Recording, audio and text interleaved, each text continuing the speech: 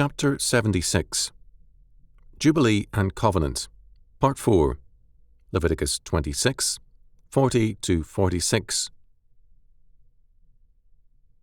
If they shall confess their iniquity, and the iniquity of their fathers, with their trespass which they trespass against me, and that also they have walked contrary unto me, and that I also have walked contrary unto them, and have brought them into the land of their enemies, if then their uncircumcised hearts be humbled, and they then accept of the punishment of their iniquity, then I will remember my covenant with Jacob, and also my covenant with Isaac, and also my covenant with Abraham will I remember, and I will remember the land.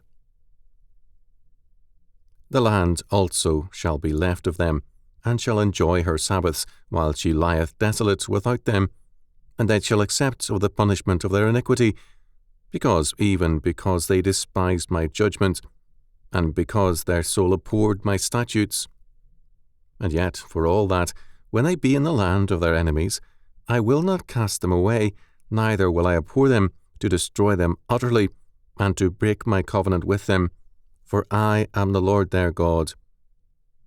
But I will for their sakes remember the covenant of their ancestors, whom I brought forth out of the land of Egypt, in the sight of the heathen, that I might be their God. I am the Lord. These are the statutes and judgments and laws which the Lord made between him and the children of Israel in Mount Sinai by the hand of Moses. Leviticus 26, 40-46.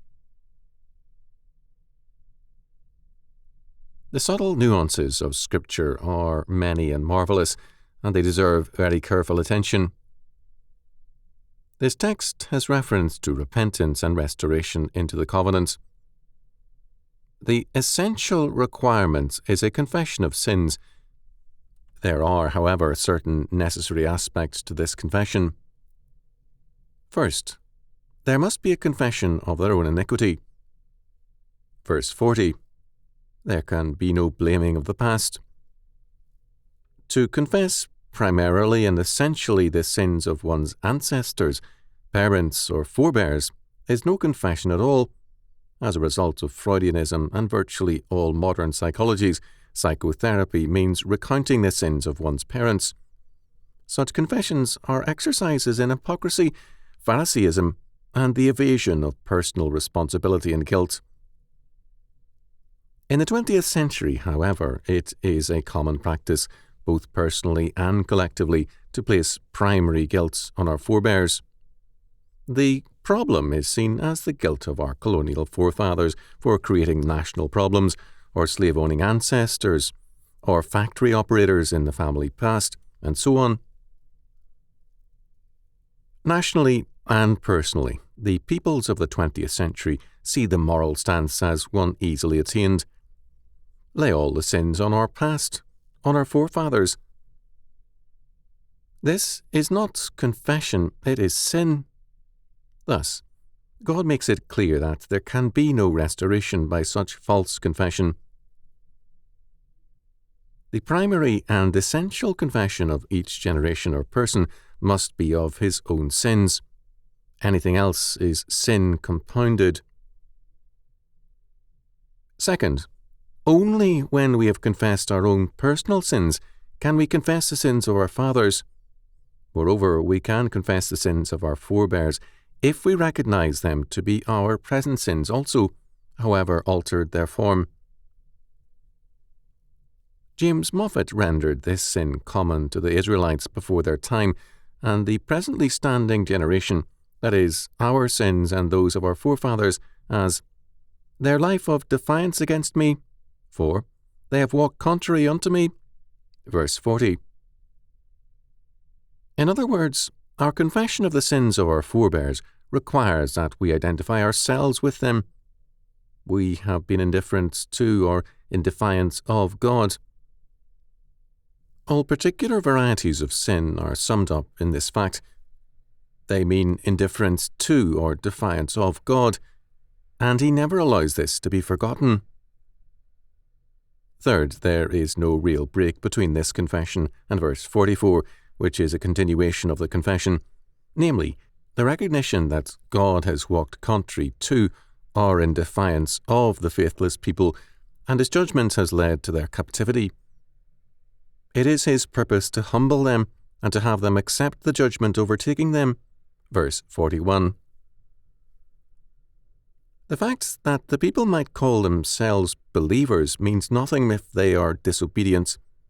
In fact, judgment must begin at the house of God. 1 Peter 4:17.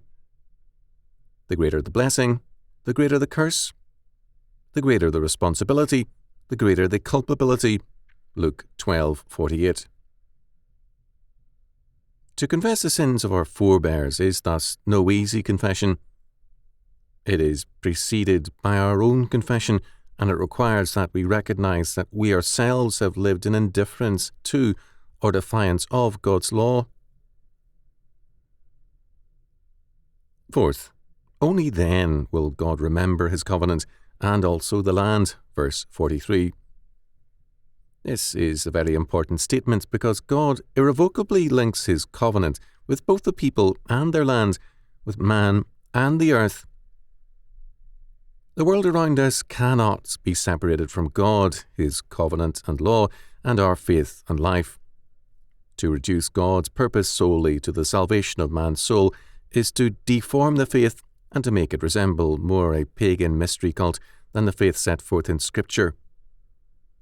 Fifth, we come now to something very much opposed to so much of the churchianity of our time with its cheap forgiveness. What we are told in verse 43 is that even though men repent and God remembers his covenant with them, the consequences of their sin must run their course, that is, their captivity and the necessary Sabbaths of the land. God does not say, because all is forgiven, all is forgotten. Rather, he declares, because all is forgiven, after judgment there shall be mercy. In this instance, the land shall have its rest. In any case, while God's atoning grace wipes away the guilt of sin, it does not remove the consequences of our sin. If we destroy our sight by our sin, forgiveness will place us in God's grace, but it will not restore our eyes. In this instance, the land must have its Sabbaths. Our repentance will not remove that necessity, but it will give us God's mercy and grace.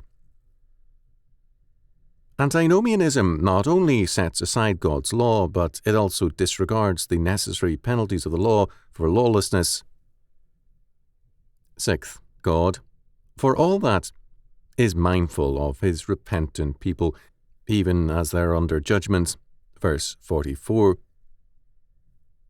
They may be in the hands and land of their enemies, but even while the penalties continue, so too does his covenant mercy. He does not annihilate or destroy them completely, however much they deserve it. Jeremiah, in Lamentations 3:22-27, as he describes the horrors of the fall of Jerusalem, fire, pillaging, rape, and death, echoes this verse. It is of the Lord's mercies that we are not consumed, because his compassions fail not. They are new every morning. Great is thy faithfulness. The Lord is my portion, saith my soul, therefore will I hope in him. The Lord is good unto them that wait for him, to the soul that seeketh him. It is good that a man should both hope and quietly wait for the salvation of the Lord. It is good for a man that he bear the yoke of his youth. There is here a grim and inevitable logic. When a people profane God's covenant, his earth, and themselves, God treats them as profane. They are cast out and trodden under foot of men. Matthew 5:13. The profane are profaned. Both the people and the land must be re-sanctified. They must become holy, and this requires time and faithfulness. This is an aspect of God's discipline which he imposes upon men. Thus, the promise of a continuing penalty is very clear, but with it also is the promise that he will remember his covenant with their ancestors in the faith. Verse 45. In the concluding verse 46, we have a reference to God's revelation on Mount Sinai to Moses, and it is described as statutes and judgments and laws. In a sense, all three words describe the same thing with a differing stress. The word statutes refers in Hebrew to something which is an enactment and an appointment, or an ordained way. Judgments has reference to statutes as government, to their function as the governing power in a society. Law is the familiar word Torah, meaning a precept or law. The three together carry the meaning of an empire of law, covenant law, given as a blessing to man